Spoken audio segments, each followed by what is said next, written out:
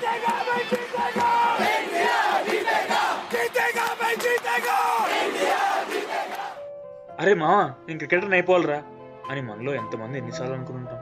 ఇలా అనుకున్న మనమే క్రికెట్ ఆడితే ఏమొస్తుందిరా, చదువుకుంటే కనీసం 4 మెతుకులైనా లోపలికి వెళ్తాయి అని నాన్న తిట్టడం విన్నవాళ్ళం. అలా అని మనలోని ఆ క్రికెటర్ ఎక్కడికి పోతాడు, ఇండియా ఆడుతున్నప్పుడు ఆటోమేటిక్గా బయటకు వచ్చేస్తాడు. మన అన్నో తమ్ముడో ఏమైనా సాధిస్తే ఆనందపడడం, వాళ్ళకి ఏమైనా అయితే బాధపడడంలో లాజిక్ ఉంది. ఎందుకంటే అది బ్లడ్ రిలేషన్. ఈ క్రికెటర్స్తో మనకి ఏ రిలేషన్ ఉందో కానీ సచిన్ అవుట్ అయితే 10th ఫెయిల్ అయిన లెవెల్లో బాధపడిపోయేవాడు. అదే ధోని 6 కొట్టి మ్యాచ్ గెలిపిస్తే ఫుల్ కొట్టినంత కిక్ వచ్చినట్టు ఫీల్ అవుతాం. కోహ్లీ నోట్లోంచి ఆ అనుమత్యాలు వస్తుంటే మనకేం తక్కువ అని గొంతు కలిపేస్తుంటాం. గంగూలీ అక్కడ ఎక్సైట్మెంట్తో షట్ ఇప్పడం ఆలస్యం, మనం ఇక్కడ డబుల్ ఎక్సైట్మెంట్ ఫీల్ అయిపోయి షట్ ఇప్పేస్తాం. సరే, ఇండియాలో ఉండి స్కూళ్ళు కాలేజీలు ఎగ్గొట్టి సపోర్ట్ చేయడం ఒక ఎత్తు. అలాంటిది క్రికెట్ని మతం కాదు కదా, కనీసం ఆటగా కూడా చూడని దేశంలో ఉండి ఇండియాని సపోర్ట్ చేయడం అనే కథే వేరు. ఇతను సప్త సముద్రాలు దాటి ఎంఎస్ చేయడం కోసం వచ్చాడు. కోహ్లీకేమో వీరాభిమాని. కానీ ఇక్కడ అసైన్మెంట్లు చేయడం, ఎగ్జామ్లు చదువుకోవడం, ఫీజులు, పార్ట్ టైంలు, లోన్లు, అబ్బో ఎన్ని టెన్షన్లో మ్యాచ్ ఏం గుర్తుంటుంది.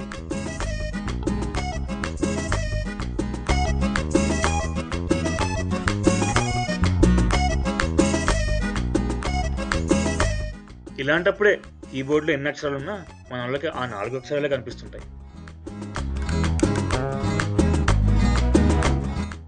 ముందర అంటే ఇంకా చదువుకుంటున్నాడు, కానీ ఇతను కింద మీద పడి జాబ్ తెచ్చుకున్నాడు. స్పోర్ట్స్ ప్యాకేజ్ కొనడానికి డబ్బు ఉంది, కానీ ఆ ప్యాకేజ్ని వాడడానికి టైమే లేదు. ఎందుకంటే మనకి టైం ఉన్నప్పుడు డబ్బు ఉండదు, డబ్బు ఉంటే టైం ఉండదు.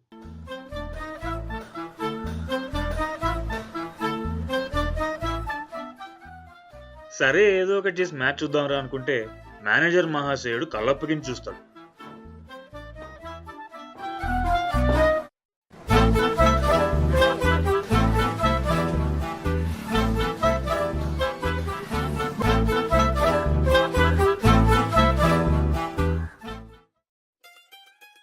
మూర్తి గారిది కంప్లీట్లీ డిఫరెంట్ స్టోరీ. ముందు స్టేజ్లన్నీ చూసి రాడు తేలిపోయారు. ఆయన 10 ఏళ్ల కష్టానికి ఫలితంగా 60 ఇంచ్ టీవీ, హోమ్ థియేటర్, చేతిలో పాప్కార్న్ పట్టుకుని మ్యాచ్ చూడడానికి రెడీ అయిపోయారు. కానీ టాస్ వేసే లోపే పాపం ఈ రోజు వాళ్ళ వైఫ్ కిట్టి పార్టీ ఉందని, పిల్లల్ని చూసుకోవాల్సిన బాధ్యత ఆయనదే అనే విషయాన్ని మర్చిపోయారు.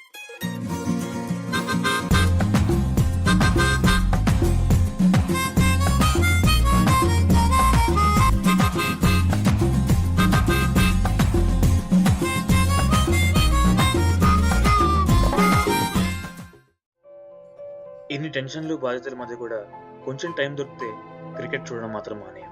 ఎందుకంటే దూరంగా ఉన్నామని అమ్మని దేశాన్ని ప్రేమించకుండా ఉండలేం కదా. అలాగే మన క్రికెట్ పిచ్చి కూడా తగ్గదు. మేము క్రికెట్ చూస్తూనే ఉంటాం, ఇండియాని సపోర్ట్ చేస్తూనే ఉంటాం, ఇండియాలో ఉన్నా లేకపోయినా.